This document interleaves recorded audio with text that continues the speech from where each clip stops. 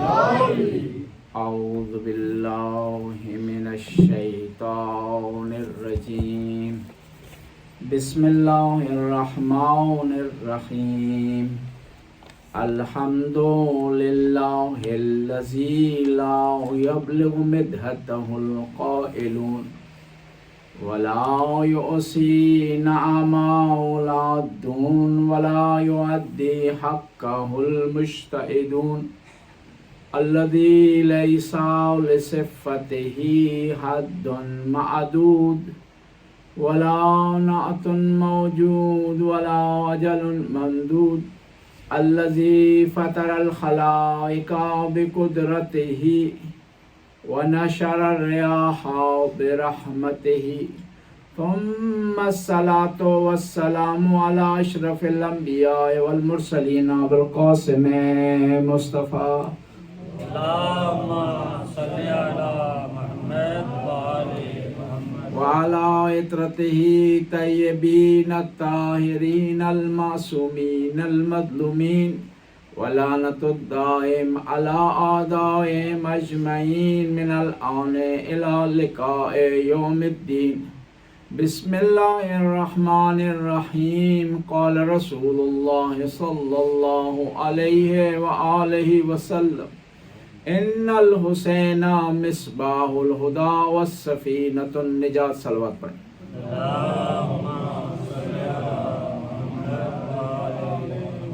پیغمبر گرامی کا ارشاد ہوتا ہے کہ میرا حسین ہدایت کا چراغ ہے اور سفینہ نجات. میں نے پہلی مجلس سے گزارشات کا آغاز اس طرح کیا تھا کہ انسان کی پہچان کے 5 طریقے ہیں. پہلا طریقہ یہ ہے کہ انسان جس آدمی کی معرفت حاصل کرنا چاہتا ہے، اس کی پہچان حاصل کرنا چاہتا ہے، اس سے متعلق جانکاری حاصل کرنا چاہتا ہے، تو اس کے لیے ضروری ہے کہ اس کی میراث کی طرف، آباء و اجداد کی طرف نگاہ دوڑائے. دوسرا طریقہ یہ ہے کہ انسان اس کی تربیت کی طرف نگاہ دوڑائے. تیسرا یہ ہے کہ انسان اس کے ماحول کی طرف نگاہ دوڑائے جس میں وہ پروان چڑھا ہے اور اس کی گروتھ ہوئی. چوتھا یہ ہے کہ اس کے کلام کی طرف نگاہ دوڑائے تو اس کی پہچان حاصل کر سکے گا. پانچواں یہ ہے کہ اس کے ساتھیوں کے ذریعے اس کی پہچان حاصل کرے. پس امام حسین کی پہچان اور معرفت حاصل کرنی ضروری ہے، بلکہ ائمہ معصومین کی معرفت حاصل کرنا ضروری ہے. اگر آپ کے پاس امام کی معرفت نہیں ہے تو آپ کی زندگی بیکار ہے. آپ کے پاس اگر امام کی معرفت نہیں ہے تو آپ کی نماز قبول نہیں ہے. بغیر معرفت کے آپ کا روزہ قبول نہیں ہے، آپ کا حج قبول نہیں ہے، آپ کی مجالس قبول نہیں ہے. اب یہ معرفت کس طرح حاصل کی جا سکتی ہے امام کے؟ اور یہی کوالٹی تھی شہداء کربلا میں کہ ان کو امام کی معرفت حاصل تھی. یعنی بڑے لوگ وہاں تھے، بڑے دعوے دار لوگ تھے وہاں پر. مدینے میں فقہ کے ماہر لوگ موجود تھے، تاریخ کے ماہر لوگ موجود تھے، اور دعویٰ کرتے تھے پیغمبر کے ساتھی ہونے کا. لیکن شہداء کربلا نے صرف امام حسین کو چنا، کسی اور کی طرف نہیں گئے. شہداء کربلا میں کون سی کوالٹی تھی کہ ان کو امام کی معرفت حاصل ہوئی؟ پہلی کوالٹی ان میں تھی کہ ان میں عشق پایا جاتا تھا اپنے امام سے. دیکھیں، جس چیز سے متعلق عشق پایا جاتا ہوتا ہے نا، تو پھر اس سے متعلق انسان جانکاری بھی حاصل کرتا ہے، جاننے کی کوشش کرتا ہے، اس کو پہچاننے کی کوشش کرتا ہے، اس کی معرفت حاصل کرنے کی کوشش کرتا ہے. شہداء کربلا میں عشق پایا جاتا تھا جو محبت سے اوپر والا درجہ ہے. ورنہ محبت کرنے والے بہت زیادہ تھے جو آل بیت سے محبت کرتے تھے، آل بیت کو چاہتے تھے، آل بیت سے پیار کرتے تھے. لیکن عاشق صرف 72 نکلے ان میں سے. ان میں پہلی کوالٹی عشق تھی، دوسرا امام کی طاعت، تیسری کوالٹی جو شہداء کربلا میں تھی جس کی وجہ سے ان کو معرفت حاصل ہوئی، وہ حق اور باطل کے درمیان پہچان کرنا. دیکھیں، میدان کربلا میں بڑا مشکل مرحلہ تھا کہ حق کی پہچان کی جائے، کیونکہ نمازیں دونوں طرف سے پڑھی جا رہی تھی. داڑیاں دونوں طرف کے افراد میں پائی جاتی تھی. ظاہری طور پر مذہبی رسومات دونوں لشکروں میں پائی جاتی تھی. وہاں پر شہدائے کربلا تھے جنہوں نے حق اور باطل کے درمیان پہچان کی. جنگ جمل تھی. ایک شخص امیر المومنین کی خدمت میں حاضر ہوا, کہا اے امیر المومنین, ہمیں سمجھ نہیں آ رہی کس کا ساتھ دیں. اس طرف زوجہ رسول ہیں, اس طرف آپ ہیں, کس کا ساتھ دیں اور کس کو حق مانیں اور کس کو حقیقت مانیں. تو امیر المومنین نے ارشاد فرمایا کہ حق کو افراد سے نہ پہچانو, حق کو افراد سے نہ پہچانو, بلکہ حق کو پہچانو, افراد کو اس پر پرکھو کہ دیکھو کون قرآن کے ساتھ ہے, دیکھو کون شریعت کے ساتھ ہے, دیکھو کون پیغمبر کی وصیت پر عمل کر رہا ہے, دیکھو کہ کون پیغمبر کو فالو کر رہا ہے, کون قرآن کو فالو کر رہا ہے. تم نے نہیں سنا پیغمبر نے فرمایا الحق مع علی و علی مع الحق؟ تم نے نہیں سنا قرآن مع علی والقرآن مع علی و علی مع القرآن؟ جب تم نے سنا ہے تو تمہیں تردید نہیں ہونی چاہیے جنگ جمل میں کہ حق کون پر ہے. ناتا کہ قرآن مولا علی علیہ السلام بلند تر نعرہ حیدری. حق کی پہچان ضروری ہے اس زمانے میں بھی. حق کی آپ جب پہچان کر لیں گے تو راستہ آپ کا سیدھا ہو جائے گا. میں ہمیشہ کہا کرتا ہوں نا, راستہ آپ کا سیدھا ہے نا, آہستہ چلیں گے, تیز چلیں گے, منزل تک پہنچ جائیں گے. لیکن راستہ اگر ٹیڑھا آپ کا تو آپ جتنی بھی سپیڈ لگائیں گے اتنا مقصد سے دور ہوں گے. اس لیے کہا جاتا ہے نا کہ وہ لوگ جو اہل بیت کو نہیں مانتے ان کی نمازیں انہیں فائدے کے بجائے نقصان دیں. اس کی مثال اسی طرح ہے کہ آدمی راستہ بھٹک گیا ہے, اب وہ سپیڈ لگا رہا ہے, جتنی سپیڈ لگائے گا اتنا وہ خطا پر جائے گا. جو آدمی اہل بیت کے راستے سے دور ہے وہ جتنی نمازیں پڑھے گا اتنا وہ غلطی کا ارتکاب کر رہا ہے. نمازیں اس کے لیے برابر ہے کہ نماز پڑھے یا کوئی غلطی کرے, اس کے لیے برابر ہے کہ نماز پڑھے یا کوئی گناہ کرے, اس کے لیے برابر ہے کہ نماز پڑھے یا کسی پر ظلم اور زیادتی کرے, کیونکہ اس نے حق کو نہیں پہچانا, حق کے دروازے پر نہیں آ گیا. حق کی پہچان ضروری ہے. اب لوگ بعض بتاتے ہیں جی آپ علماء مختلف باتیں کرتے ہیں, ہم کس کی مانیں؟ اس کا جواب یہ ہے کہ آپ نے پہچاننا ہے کہ کون سا عالم دین قرآن کے مطابق بات کر رہا ہے, کون سا عالم دین اہل بیت کی پیروں میں بات کر رہا ہے, اہل بیت کی پیروکاری میں بات کر رہا ہے. یہ آپ نے دیکھنا ہے. دنیاوی لحاظ سے آپ پہچان کر لیتے ہیں, ویرائٹی میں انتخاب کر لیتے ہیں, لیکن دینی معاملات ہے تو آپ کہتے ہیں کہ کس کا انتخاب کریں؟ آپ نے اس کا انتخاب کرنا ہے جو اہل بیت کو فالو کر رہا ہے, جو اہل بیت کے نقش قدم پر چل رہا ہے, جو اہل بیت کی احادیث کو بیان کر. اور ہمیشہ یہ یاد رکھیں, ہر فن کا ایک ماہر ہوتا ہے, ہر علم کا ایک ماہر ہوتا ہے, ہر علم کا ایک ایکسپرٹ ہوتا ہے. آپ نے ایکسپرٹ کی طرف رجوع کرنا ہے. دین کی اگر ضرورت ہے, آپ کو دین کو سمجھنا ہے, تو وہاں ذاکر سے آپ نے دین کو نہیں سمجھنا. نوخان کا بہت زیادہ احترام ہے, توہین نہیں ہے, احترام ہے, بہت بڑی منزلت ہے. ذاکرین کا بہت بڑا احترام ہے. اہل بیت نے احترام کیا. فرزدق شاعر کا کتنا بڑا احترام کیا. دیوبند خزائی کا امام رضا نے کتنا بڑا احترام کیا. پیغمبر نے حسان بن ثابت جو شاعر تھے پیغمبر کے, کتنا ریوارڈ دیا ان کو. بہت بڑا مقام ہے ذاکرین کا. لیکن ذاکرین کا مقام یہی ہے کہ ان سے ذکر سنا جائے. وہ فتویٰ نہیں دے سکتے, وہ حکم جاری نہیں کر سکتے, وہ شریعت کو بیان نہیں کر سکتے. اور جب مجتہد کی باری آئے تو وہاں مجتہد سے ہم نے پوچھنا ہے کہ فتویٰ کیا ہے, شریعت کیا ہے, احکام کیا ہے, کیونکہ وہ اپنے فیلڈ کا ایکسپرٹ ہے. اس لیے کہا جاتا ہے نا کہ تقلید کے بغیر عمل قبول نہیں ہے, کیونکہ آپ نے ایکسپرٹ کی طرف رجوع نہیں کیا, آپ نے خطا کی ہے. کیوں ضروری ہے مجتہد کی طرف رجوع کرنا؟ مجتہد کی طرف رجوع کرنا اس لیے ضروری ہے کیونکہ مجتہد نے زندگی گزار دی ہے آئمہ اطہار کے کلام میں, احادیث میں, اصول کافی میں, فروع کافی میں, من لا یادر الفقی میں, نیج البلاغہ میں, اس کو سمجھنے میں زندگی گزار دی ہے. اور پھر قرآن کا فیصلہ ہے فَاسْأَلُوا أَهْلَ الذِّكْرِ إِن كُنتُمْ لَا تَعْلَمُونَ. اگر تم نہیں جانتے ہو تو اہل ذکر کی طرف رجوع کرو, یعنی وہ لوگ جو کہ کتاب کا علم رکھتے ہیں.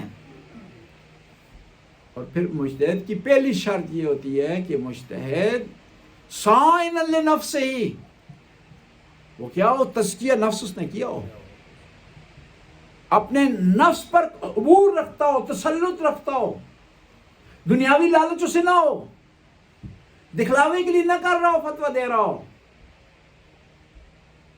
اور آج تک جب بھی شیعہ کو مشکل پیش آئی ہے تو مجتہد سامنے آیا، اور مجتہد ہمارے مذہب کے نگہبان ہیں۔ اور آج کوئی اٹیک کر رہا ہے نا مجتہد پر تو گویا وہ چور ہے اور پولیس کو ہٹ کر رہا، آیا وہ چور ہے اور وہ نگہبان کو ہٹ کر رہا ہے۔ کیوں ہوتا ہے نا، مین مذہب کی مین چیز کو ہٹ کیا جاتا ہے تاکہ اس کے بعد مذہب نہ رہے، اور تاریخ میں بھی اس طرح ہوا۔ کیوں اہل بیت پر ظلم ہوئے؟ اہل بیت نے کسی پر زیادتی کی تھی، کسی پر تجاوز کیا تھا، کسی کا حق کھایا تھا؟ نہیں، کہ یہ افراد مین ہیں، نگہبان ہیں شریعت کے، شریعت ان کی وجہ سے ہے، احکام ان کی وجہ سے ہے، روزے ان کی وجہ سے قبول ہوں گے، نمازیں ان کی وجہ سے قبول ہوں گی۔ جب ان کو ہٹ کر دیا جائے گا تو پھر دین کو ڈھانا، دین کو نیست و نابود کرنا، دین کو ختم کرنا آسان ہو جائے گا۔ اسی وجہ سے اہل بیت کو ٹارگٹ کیا گیا۔ اس زمانے میں اہل بیت کو ٹارگٹ کیا، آج جو بھی اہل بیت کا نام لیتا ہے، اہل بیت کی شریعت بیان کرتا ہے، اہل بیت کے احکام بیان کرتا ہے، اہل بیت کے مشن کو آگے لے کر چلتا ہے، اس کو ہٹ کیا جاتا ہے۔ کیوں ہٹ کیا جاتا ہے؟ تاکہ اس سے جب نگہبان کو ٹارگٹ کیا جائے گا تو خود گھر میں داخل ہونا آسان ہو جائے گا۔ بس ضروری ہے کہ امام کی معرفت حاصل کریں اور اپنے اندر ایک خصوصیت پیدا کریں تاکہ امام کی معرفت آپ کو حاصل ہو جائے، وہ حق اور باطل کی پہچان۔ حق اور باطل کی پہچان آپ کو ہو جائے گی تو پھر آپ ابو ذر بن جائیں گے، سلمان فارسی بن جائیں گے، میثم تمار بن جائیں گے، پھر حق کے لیے ڈٹ جائیں گے، باطل کے سامنے کبھی نہیں گھبرائیں گے، جس طرح میثم تمار نہیں گھبرائے، علی کی راہ میں اپنی زبان دے دی، دشمن کے سامنے کھڑے ہوئے، دشمن نے کہا اس کی زبان کاٹ دو، کہا میرے مولا کی پیشن گوئی پوری ہو رہی، تو ظالم نے کہا زبان نہیں کاٹنا، ویسے اس کو سولی پر لٹکا دیا جائے۔ وہاں سے فضائل بیان کرنا شروع کر دیے، دشمن مجبور ہو گیا کہ زبان کاٹ دے۔ وہ کٹی نہیں زبان بلکہ گویا ہو گئی، ختم نہیں ہوئی بلکہ آشکار ہو گئی۔ اس لیے شاعر نے بڑا پیارا جملہ کہا، فراز دار سے میثم یہ بیان دیتے ہیں، رہے گا ذکر علی ہم زبان دیتے ہیں، صفے بناؤ محبوں کے دار سے میثم نواز عشق علی کی آزان دیتے ہیں۔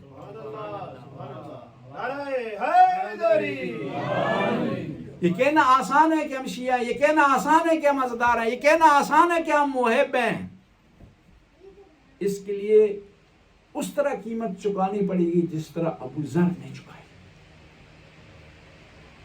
پھر اس خلیفہ نے ابو ذر کو شام بھیج دیا کہ علی کے فضائل بیان کرتا ہے، اور علی کے فضائل جب بیان ہوتے ہیں تو لوگ ہم سے سوال کرتے ہیں کہ فضائل علی کے ہیں اور ممبر پر کوئی اور بیٹھا ہوا ہے، اس کو شام بھیج دو۔ شام گیا ہے، سختی میں ہے، جلاوطنی میں ہے، لیکن وہاں بھی تبلیغ کا مشن نہیں چھوڑا اس طرح۔ میں پچھلے دنوں لبنان گیا تو لبنانیوں سے میں نے سوال کیا کہ آپ لوگ کس طرح شیعہ ہوئے؟ انہوں نے کہا ابو ذر غفاری نے ہمیں شیعہ کیا۔ وہاں بھی ذکر شروع کیا، اور آخر وہ ظالم جابر خلیفہ یہ کہنے پر مجبور ہو گیا کہ کس مصیبت کو میرے پاس تو نے بھیج دیا ہے، اس کو واپس اپنے پاس بلا۔ کہتے ہیں بغیر پلان کے گدے پر سوار کر کے شام سے مدینے بھیجا گیا ابو ذر کو، صرف اس وجہ سے سختی کی کہ علی کا چاہنے والا ہے، علی سے محبت رکھتا ہے، علی کی معرفت رکھتا ہے۔ اور پیغمبر نے بشارت دی تھی حضرت ابو ذر غفاری کو ایک جنگ میں، جب جنگ تبوک تھی، پیغمبر کے لشکر میں روانہ ہو رہے ہیں، اونٹ راستے میں بیمار ہو گیا، علاج کرانے کی کوشش کی، ٹھیک نہ ہوا، اونٹ کو وہاں چھوڑا اور سامان اپنے کندھوں پر رکھا اور روانہ ہو گئے۔ دور سے آتے ہوئے دکھائی دیے تو پیغمبر نے ارشاد فرمایا کہ وہ ہے جو اکیلا آ رہا ہے، اکیلا رہے گا، اکیلا زندگی کرے گا اور اکیلا دنیا سے چلے جائے گا اور اکیلا خدا کی بارگاہ میں پہنچے گا۔ کس وجہ سے ابو ذر غفاری پر ظلم کیے گئے؟ کیوں سختی کی گئی؟ کیونکہ علی علیہ السلام سے چاہت رکھتے تھے، علی علیہ السلام سے پیار رکھتے تھے۔ لیکن ابو ذر غفاری ڈٹے رہے اپنی جگہ پر۔ خلیفہ نے رات کو اشرفیوں سے بھری ہوئی تھیلی بھیجی کہ ابو ذر تو علی کے فضائل چھوڑ دے، یہ پیسے لے لے۔ اور جو غلام پیسے لے کر آیا اس کو کہا گیا کہ اگر ابو ذر نے تجھ سے پیسے قبول کر لیے تو ہم تجھے آزاد کر دیں، لیکن بشرط ہے کہ ابو ذر پیسے لے لیں۔ غلام آیا، اس نے کہا کہ اے ابو ذر آپ مجھ سے پیسے لے لیں، اور آپ مجھ سے اگر پیسے لیں گے تو میں آزاد ہو جاؤں گا۔ تو ابو ذر نے بتا پیارا جملہ کہا کہ بڑا سیاح ہے، تو بڑا سمجھدار ہے، خود آزاد ہونا چاہتا ہے، مجھے غلام بنانا چاہتا ہے۔ میرے لیے علی کی غلامی بس ہے، میں کسی اور کا غلام نہیں بننا چاہتا ہوں۔ پیسوں کو ٹھوکر مار دی ابو ذر غفاری نے، جلاوت نہیں اختیار کر دی، اور ربضہ کے مقام پر شہادت نصیب ہوئی، اور وصیت کی کہ جو کوئی بھی حکومت میں رہا ہو، فلاں خلیفہ کے ساتھ رہا ہو، وہ مجھے میرے کفن کے لیے پیسے نہ دے، کہ مجھے دشمنان اہل بیت کے کفن کی ضرورت بھی نہیں ہے۔ یہ تھے ابو ذر غفاری، یہ تھے میثم تمار، یہ تھے سلمان فارسی۔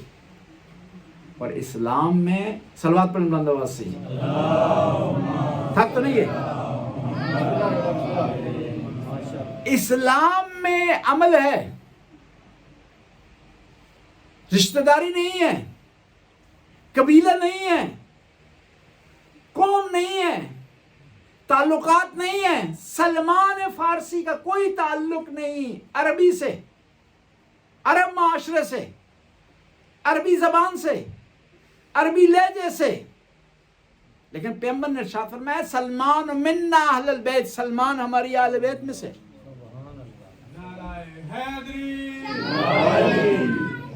ایک دفعہ سلمان عربوں کے ہاں بیٹھے ہوئے تھے قریش کے درمیان، تو ہر قریشی نے فخر کرنا شروع کر دیا۔ کوئی اپنے قبیلے پر فخر کر رہا تھا، کوئی اپنی ذات پر فخر کر رہا تھا، کوئی حسب و نسب پر فخر کر رہا تھا۔ تو طنز سے کہا انہوں نے کہ سلمان تو بھی اپنا تعارف کروا اور فخر کر۔ پتہ سلمان فارسی نے کیا کہا کہ میں غلام تھا، خدا نے محمد کے صدقے مجھے آزاد کر دیا، میں کچھ بھی نہیں تھا، خدا نے محمد کے صدقے مجھے سب کچھ عطا کر دیا، یہ میرا حسب و نسب ہے، یہ میرا حسب و نسب ہے۔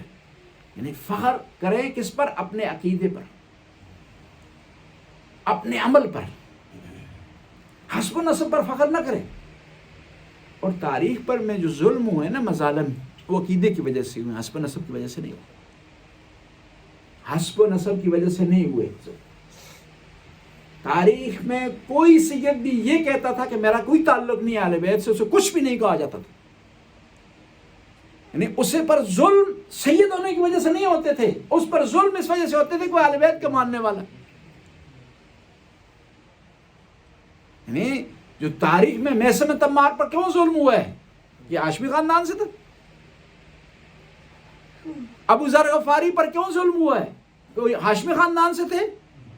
نہیں، کیونکہ عقیدہ ہاشمی خاندان کا رکھتے تھے، عمل ہاشمیوں جیسا کرتے تھے، اس وجہ سے ظلم ہوا۔ کس پر؟ میثم تمار پر، ابو ذر غفاری پر۔ بس کوشش کریں عمل میں آگے جائیں۔ من ابطا بہی عملہ لم یسر بہی نسبہ، جو آدمی عمل کی وجہ سے پیچھے رہ جائے گا اس کا حسب و نسب اسے آگے نہیں لا سکتا۔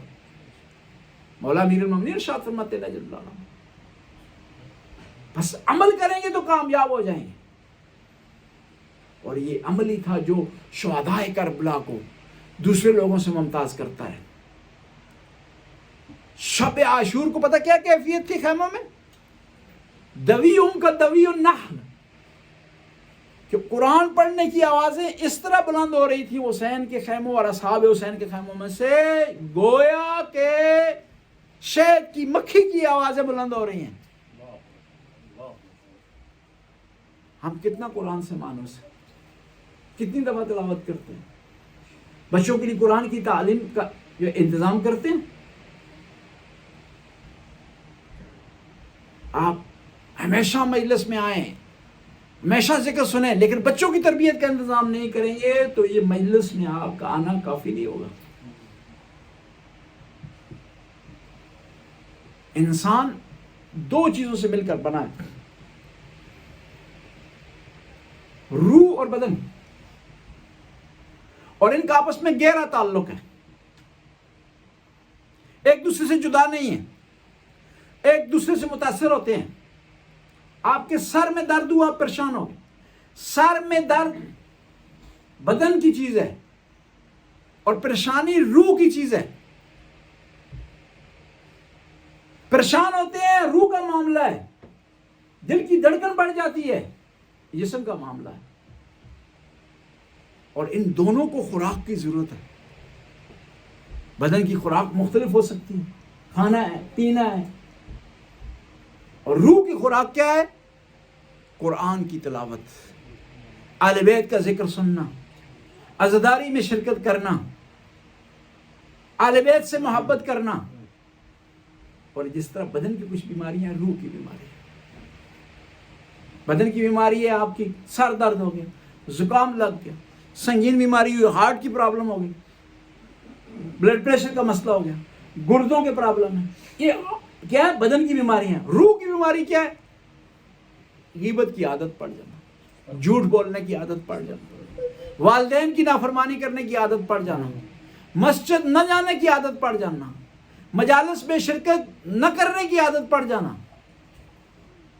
یہ کیا ہے؟ روح کی بیماریاں ہیں۔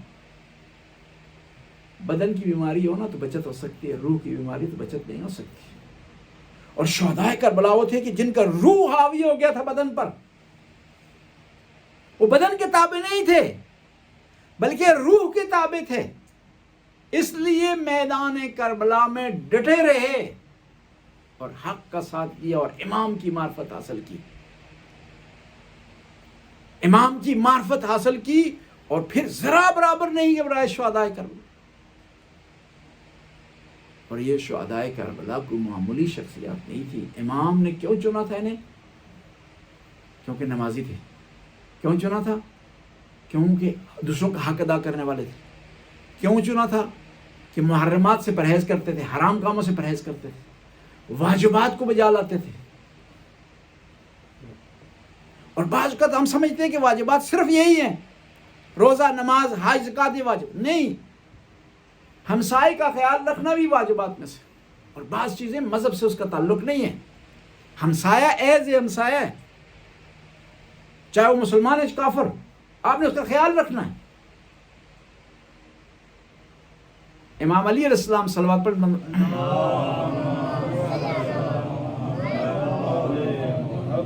امام علی علیہ السلام کے ہمسائے میں ایک یہودی رہا کرتا تھا،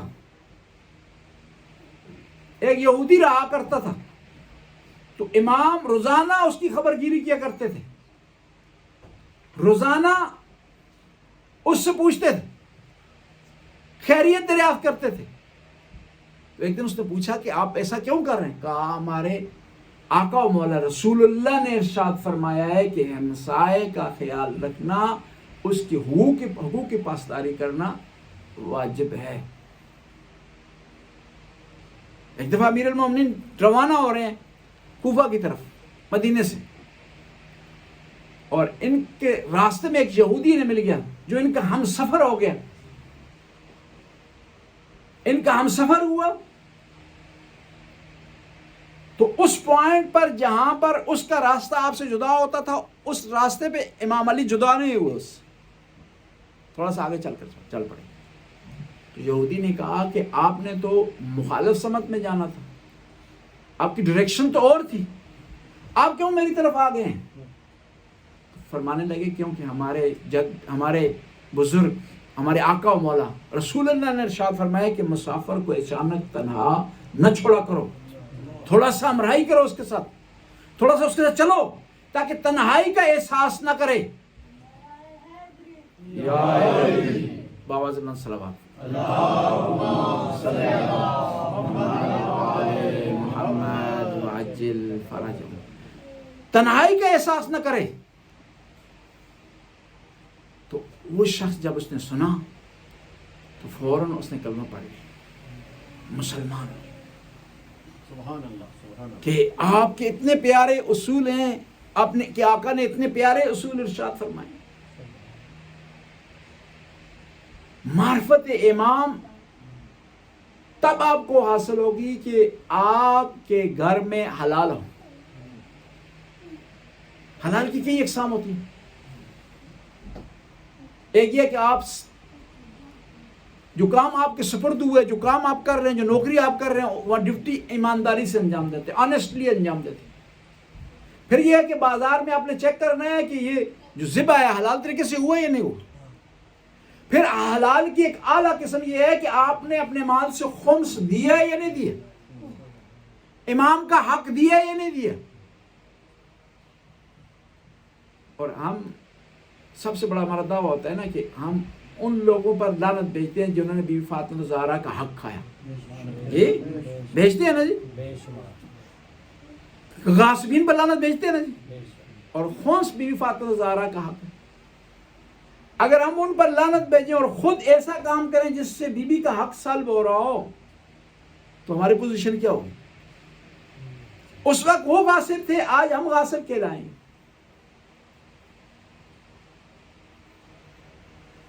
وَمِمَّا رَزَقْنَاهُمْ يُنْفِقُونَ.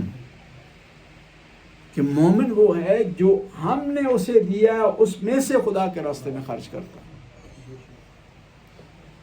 دیکھیں ہم جتنا کچھ کریں نا، ہم امام حسین علیہ السلام کی برابری نہیں کر سکتے. انہوں نے سب کچھ اسلام کے لیے قربان کر دیا، سب کچھ اسلام کے لیے قربان کر دیا. لیکن کم از کم ان کے راستے پہ قدم تو اٹھائیں نا. ہم یہ فرض نہیں ہے کہ ہم وہ کام کریں جو امام حسین نے کیا، علی اکبر کو قربان کر دیا، قاسم کو قربان کر دیا، اون محمد کو قربان کر دیا. لیکن اتنا تو فرض بنتا ہے کہ امام حسین کے مشن کو اجاگر کرنے کے لیے مجالس میں شرکت کریں بھرپور. امام حسین کے مشن کو اجاگر کرنے کے لیے مجالس میں جب شرکت کریں تو خلوص دل سے شرکت کریں. یہ نہ ہو کہ لباس ہم نے کالا پہنا ہوا ہو لیکن ہمارے ہاں خضوع نہ پایا جاتا ہو. ہم کبھی اس بچے سے کھیل رہے ہیں، کبھی یہاں ہنس رہے ہیں، کبھی اس طرف جو ہے وہ توجہ کر رہے ہیں، کبھی اس طرف توجہ کر رہے ہیں. ہمارے لیے مجالس بھی بعض کا تفریح کا ذریعہ بن گئی ہے. صرف انداز تھوڑا سا تبدیل ہو گیا. مجلس عبادت ہے. جس طرح نماز جماعت میں آپ کھڑے ہوتے ہیں نا، اس طرح یہاں سکون سے آپ نے بیٹھنا ہے، توجہ سے آپ نے بیٹھنا ہے.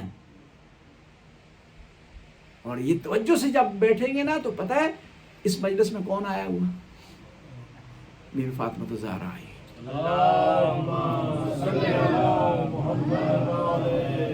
پنج دن پاک آئے ہوئے. آپ کیسا پسند کرتے ہیں کہ بی بی آپ کو کس حالت میں دیکھیں؟ توجہ سے مجلس سننے کی حالت میں دیکھیں یا آپ کے جو ہے توجہ کسی دوسری طرف ہو؟ مجالس میں صرف بیٹھنا درجہ رکھتا ہے، ثواب رکھتا ہے، عبادت شمار ہوتی ہے. اور سکون سے جب بیٹھیں گے تو بات کو سمجھیں گے، تب بات کو سمجھنے کی کوشش کریں گے، پھر اس پر عمل کرنے کی کوشش کریں گے.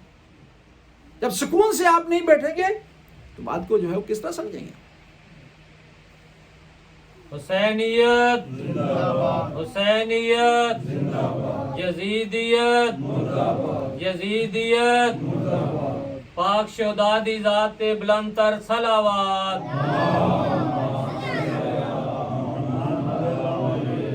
پھر ہم کہتے ہیں کہ مجلس میں گئے تھے، دعا قبول نہیں ہوئی.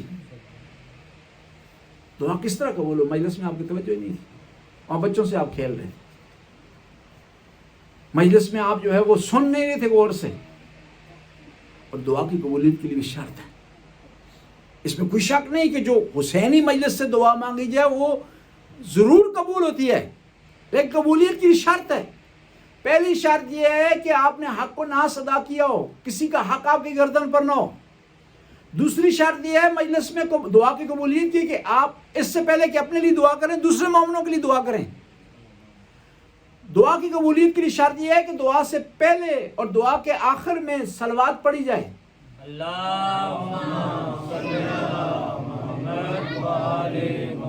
امام جعفر صادق سے کسی نے سوال کیا کہ مولا میری دعائیں قبول نہیں ہوتی، میں بڑی حاجت مانگتا ہوں قبول نہیں ہوتی۔ امام نے فرمایا کہ دعا سے پہلے بھی صلوات پڑھو، درود پڑھو، اور دعا کے بعد بھی درود پڑھو۔ کہا مولا اس کا کیا فلسفہ ہے؟ کہا درود قبول شدہ دعا ہے، ہو نہیں سکتا خدا پہلے ایسے کو قبول کر لے اور آخری ایسے کو قبول کرے اور درمیان کا حصہ قبول نہ ہو۔ اور درود کا بہت بڑا مقام ہے، منزلت ہے۔ نبی کریم معراج پر تشریف لے گئے تو وہاں مختلف احوال ان کو دکھائے گئے۔ ایک ایسا مقام آیا کہ جہاں نبی کریم کو ایک ایسا فرشتہ دکھایا گیا جس کا کام تھا گنتی۔ اس سے پوچھا نبی کریم نے کہ تیرا کام کیا اور کیا ڈیوٹی ہے؟ کہا میرا کام ہے کہ میں گنتا ہوں، مجھے آج تک میرے علم ہے کہ کتنے بارش کے قطرے زمین پر گرے ہیں اور کتنے خشکی پر گرے ہیں، کتنا سمندر میں گرے ہیں اور کتنا ہوا میں ملعق رہے ہیں، نیچے سسپینشن کی حالت میں رہے، نیچے نہیں گئے۔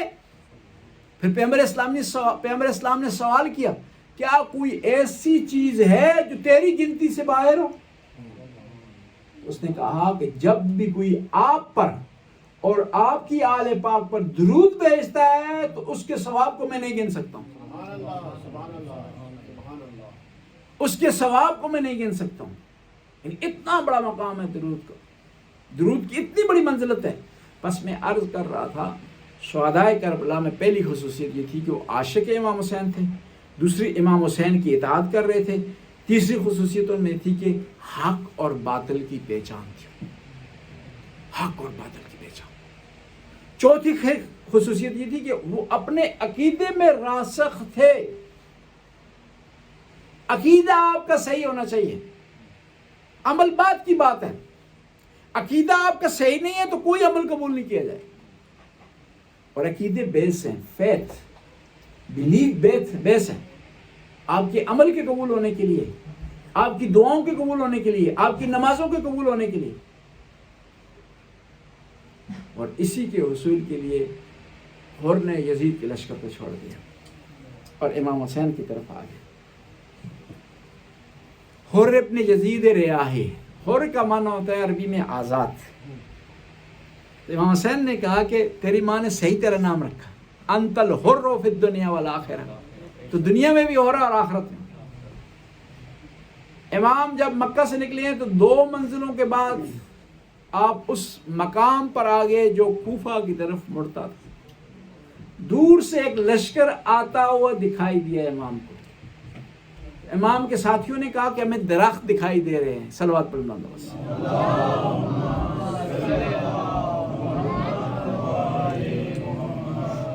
بارے دیگر صلوات۔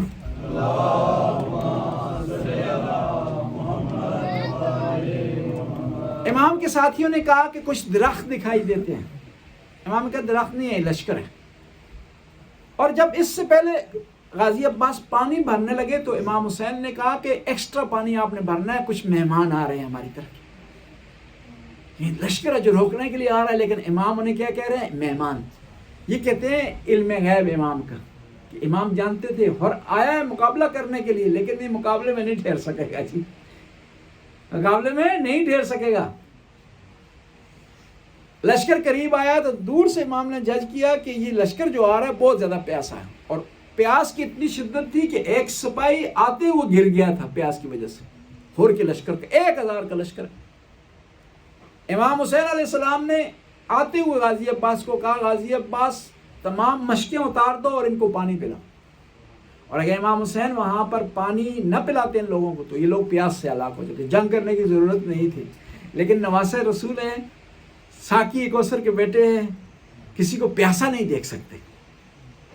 پانی پلایا، نماز کا وقت آیا، تو امام حسین نے کہا ہور کو کہ تو اپنے لشکر کے لیے نماز پڑھا اور میں اپنے لشکر کو نماز پڑھا. اس نے کہا ہو نہیں سکتا نواز رسول آپ نماز پڑھائیں اور ہم علیحدہ جماعت قائم کریں. صف میں کھڑے ہو گئے, نماز ختم ہوئی.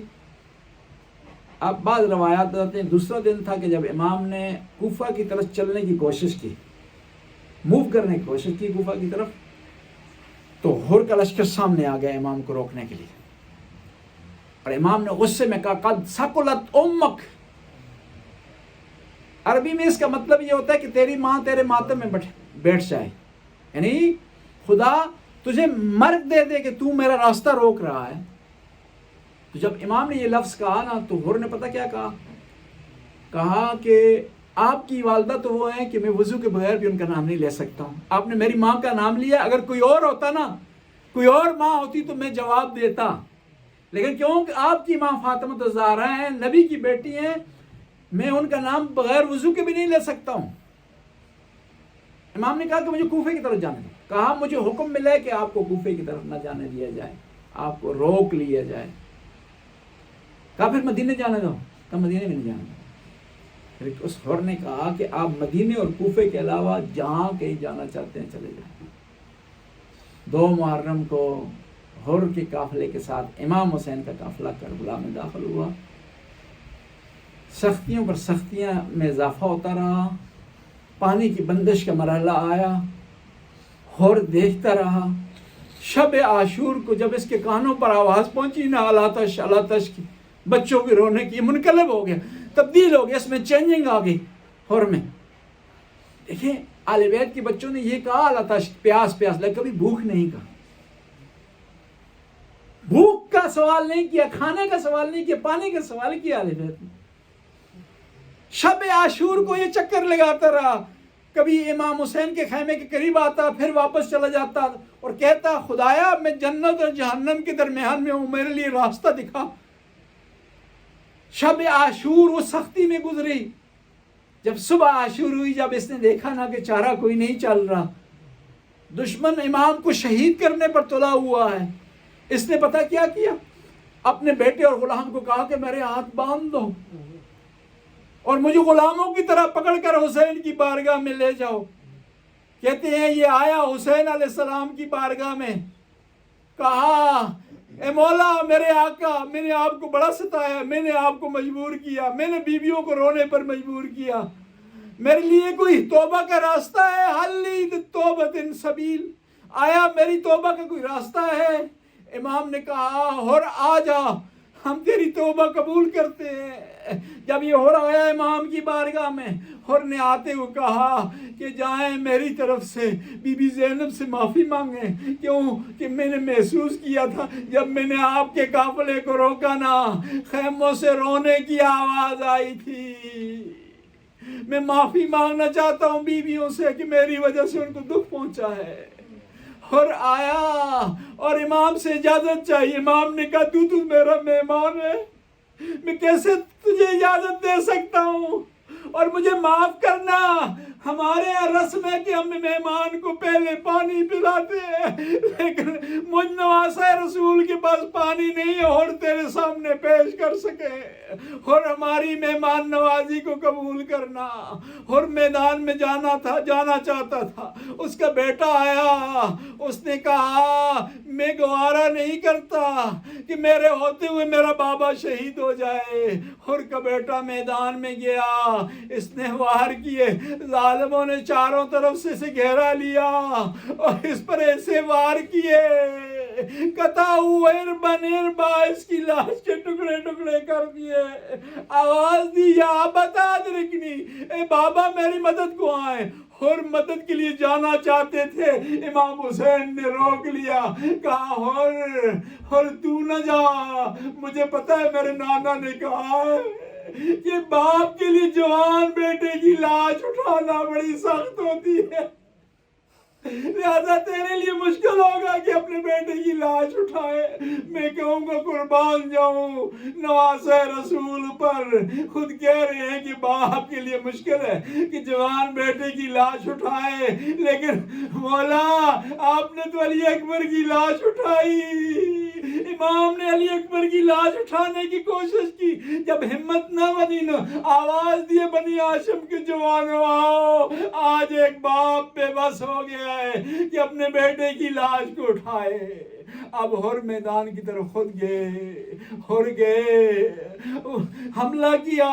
ظالموں نے گھیرا ڈالا اور جب گھوڑے کی زین سے زمین پر آئے امام حسین عقاب کی طرح اور کی لاش پر پہنچے. کیا دیکھتے ہیں امام حسین علیہ السلام اور زمین پر پڑے ہوئے ہیں. تو امام نے ایک جملہ کہا انت الحر فی الدنیا والآخرہ. تو ابھی آزاد ہو گیا حر، تو نے شہادت حاصل کر لی حر. امام نے کیا دیکھا کہ حر کی پیشانی سے ایک خون کا فوارہ جاری ہے. بڑا بند کرنے کی کوشش کی، بند نہ ہوا خون. تو اپنے جیب سے اپنی ماں فاطمہ زہرا کا رومال نکالا اور کے ماتھے پر باندھ دیا. خون تھم گیا، تاریخ گزر گئی. کسی نے نادر شاہ کو کہا کہ سنا گیا ہے کہ حسین نے اپنی ماں کا رومال حر کے ماتھے پر باندھا تھا. اس نے قبر کو کھدوایا، دیکھا حر کی لاش تر و تازہ ہے اور ماتھے پر رومال موجود ہے. چاہتا تھا اس رومال کو تبرک کے عنوان سے لے. جب رومال کو ہٹایا نا کئی سال صدیاں گزرنے کے بعد پھر بھی دوبارہ جب رومال کو ہٹایا گیا نا حر کے ماتھے سے دوبارہ خون کا فوارہ جاری ہوا. بڑی کوشش کی کہ اس خون کو بند کیا جائے، بند نہ ہوا، مگر اس رومال کو دوبارہ باندھا گیا. اللہ لعنت اللہ قوم الظالمین فسیعلم الذین یمنون. خدا اس قلیل سی حاضری کو قبول و منظور فرما، ہمارے گناہوں سے درگزر فرما، نیک کام کرنے کی توفیق عطا فرما، برائیوں سے محفوظ رہنے کی توفیق عطا فرما. زمانے کے امام کے ظہور میں تعجیل فرما، ہمیں امام کے انصار میں سے قرار دے. یا اللہ حاضرین کی توفیقات میں اضافہ فرما، رزق میں وسعت عطا فرما، اولاد کو نیک اور صالح بنا، مرحومین کی مغفرت فرما. یا اللہ جو مومنین و مومنات یہاں اس بارگاہ میں کام کرتے ہیں، مالی لحاظ سے مدد کرتے ہیں، چندہ یہاں دیتے ہیں، یا اللہ ان کی توفیقات میں اضافہ فرما، ان سے اس حاضری کو قبول فرما. یا اللہ ان کی رزق میں وسعت عطا فرما، اس کام کو انہیں صلہ عطا فرما. خدایا تو غفور رحم کرنے والا ہے، کرم کرنے والا ہے. اس وقت پوری دنیا میں عزاداری ہو رہی ہے، مجالس ہو رہی ہے. یا اللہ ان عزاداریوں کی، ان مجالس کی حفاظت فرما. یا اللہ ان عزاداروں کی عزاداری کو قبول فرما. یا اللہ ہمیں اتحاد و اتفاق کی دولت سے مالا مال فرما. یا اللہ تو غفور رحم کرنے والا ہے، کرم کرنے. جو بھی آل بیت کا نام لیتا ہے، آل بیت سے محبت کا اظہار کرتا ہے، یا اللہ اس کی توفیقات میں اضافہ فرما.